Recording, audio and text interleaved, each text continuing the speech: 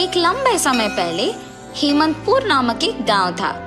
उस गांव में रवि, रघु और रामू नामक 3 दोस्त रहते थे। तीनों हमेशा सारे काम साथ में ही करते थे। वो लोग पड़ोस के गांव को जाके चावल का व्यापार करते थे। एक दिन उन तीनों को चावल बेच के आने में देर हो जाती है। पड़ोस के गांव से उनका गांव दूर है। तीनों इसीलिए रात में बातें करते हुए अपने गांव की ओर चलते रहते हैं। रास्ते में एक सुनसान प्रदेश में उन्हें एक परछाई दिखाई देती है। अरे, यहाँ तो कोई नहीं रहता है। ये रोशनी में परछाई किसका होगा? पता नहीं, आज वैसे ही बहुत देर हो चुका है। मुझे तो डर लग रहा है। अरे, क्यों डर रहे हो?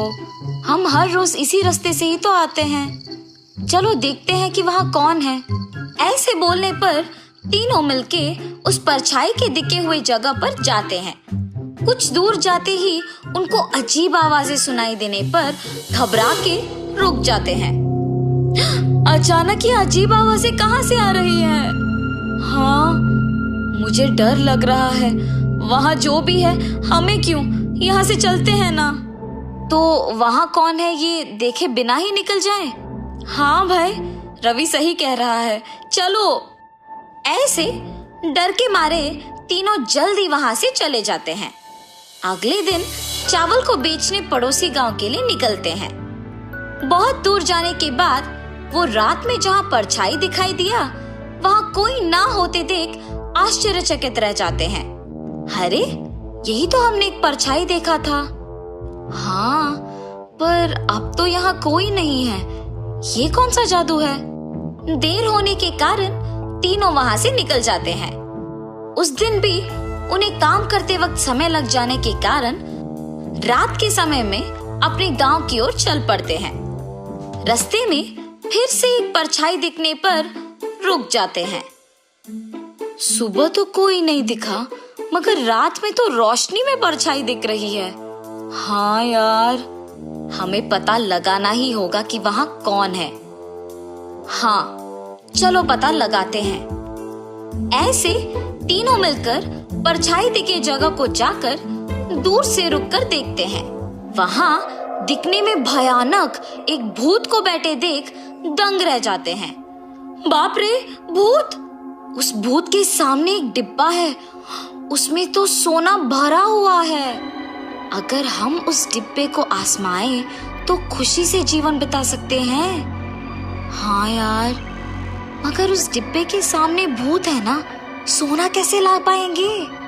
अगर सोचो तो हर मुश्किल का एक हल निकाल सकते हैं। ऐसे सोच में पड़ जाते हैं। वो सोना लेने के लिए हम भला क्या कर सकते हैं? ऐसे सोचते ही रहेंगे तो सुबह हो जाएगा।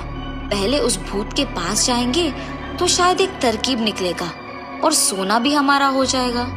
यही रहेंगे तो समय बीत जाएगा। पहले उस भूत के पास जाते हैं, चलो। बाप रे, भूत के पास मैं नहीं आ रहा।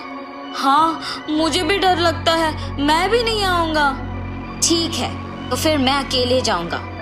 ऐसे जाते रहता है जब रामू, रुको, हम तीनों हमेशा हर काम साथ में ही करते हैं, तुम्हारे साथ हम भी चलेंगे। ऐसे कह के तीनों मिलके उस डरावने भूत की ओर बढ़ते हैं। कौन हो तुम लोग? यहाँ क्यों आए हो? हम व्यापार से वापस लौट रहे थे तो हमें यहाँ एक रोशनी दिखी। ये सोना किसका है? तुम क्यों सिर्फ रात में दिख रहे हो? मेरे पास और भी ज्यादा सोना है। अगर मैं जो बोलूंगी तुम करोगे तो मेरे पास का सारा सोना तुम्हें दे दूंगी मैं।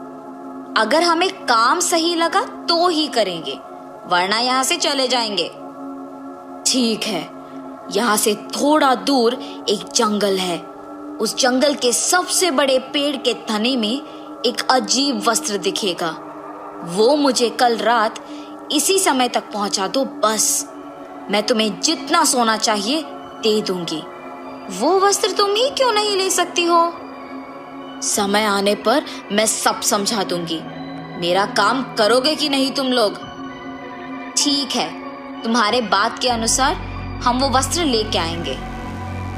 ऐसे कह के वहां से घर चले जाते हैं।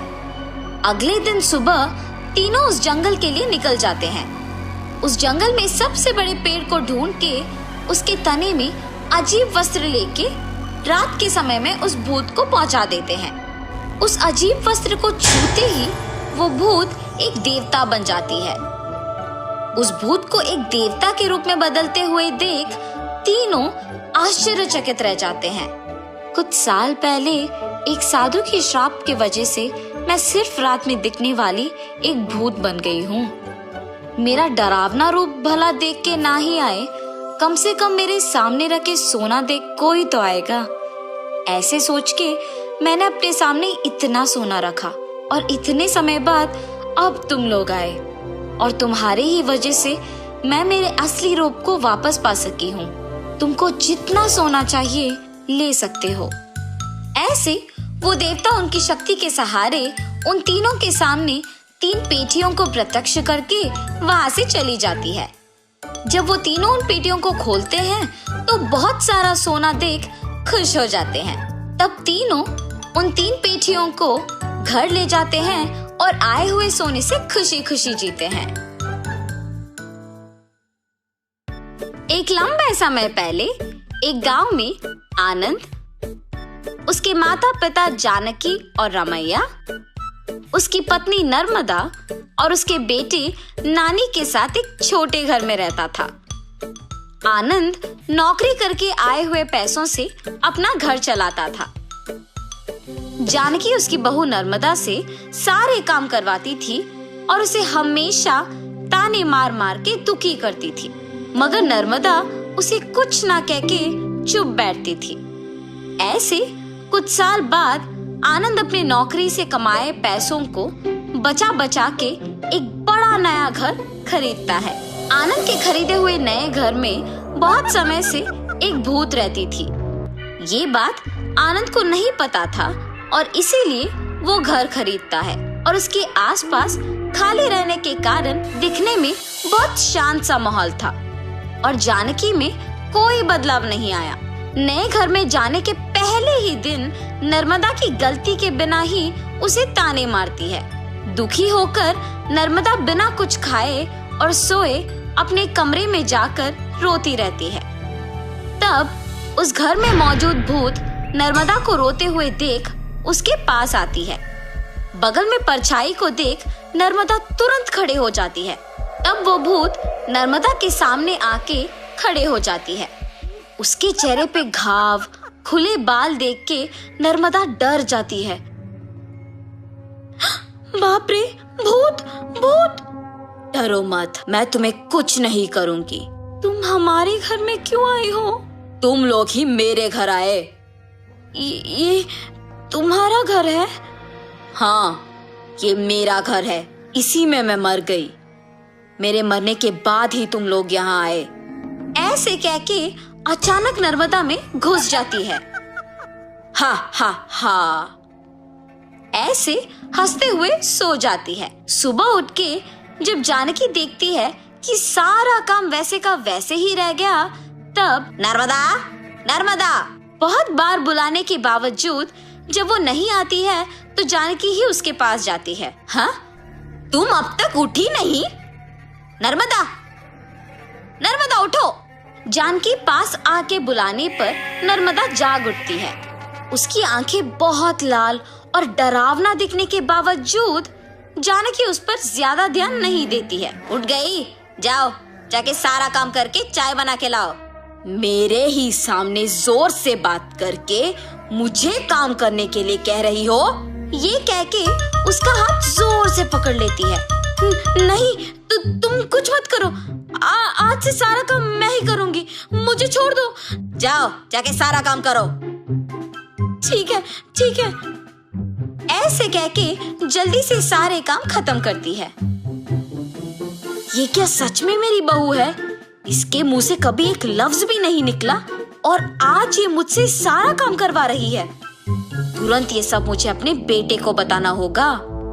और ऐसे अपने बेटे को सब सच बताती है। तब वो कहता है, जितना भी गुस्सा क्यों ना हो, ऐसे तो नहीं कहते हैं माँ। आप अगर उससे अच्छे से पेश आएंगे तो वो भी अच्छा ही रहेगी। उसके बारे में क्या मुझे नहीं पता? उसके बेटे का ऐसे बात करने पर जानकी कुछ नहीं कहती है और अपनी बहू से डरने के कारण वो सारे काम खुद ही करती है। नर्मदा, नए घर खरीदने की खुशी में मैं अपने कुछ दोस्तों को घर बुला रहा हूँ। सारी चीजों का तुम्हें ही ध्यान रखना होगा। ऐसे बोल के चला जाता है। नर्मदा कुछ बात किए बिना खड़े रहती है। उसके बगल में खड़े जानकी के पास जाके वो कहती है, तुम्हारे बेटे की बातें सुनी है ना तुमने? सारी तैयारी तुम्हें ही करना होगा, ऐसे जोर से कहती है। अगले दिन आनंद दोपहर को अपने दोस्तों को घर ले आता है। नर्मदा, तुमने सारी तैयारी कर ली ना? हाँ जी। और ऐसे सबको खाना परोसती है और सभी हंसते हुए बातें करते रहते हैं। सभी व्यंजन स्वादिष्ट है भाभी जी। हाँ, मेरी पत्नी के हाथों में जादू है। आनंद, तुम्हारा घर भी बहुत खूबसूरत है यार। चारों ओर खाली और शांत है। इस घर को देखते ही पसंद आ गया मुझे, इसीलिए इसे बचाए हुए सारे पैसों से खरीदा हूँ। अब इस घर का मालिक मैं हूँ, ऐसे आनंद कहता है। ये सुनते ही नर्मदा तुरंत भूत बनके अजीब आवाजें बनाती है।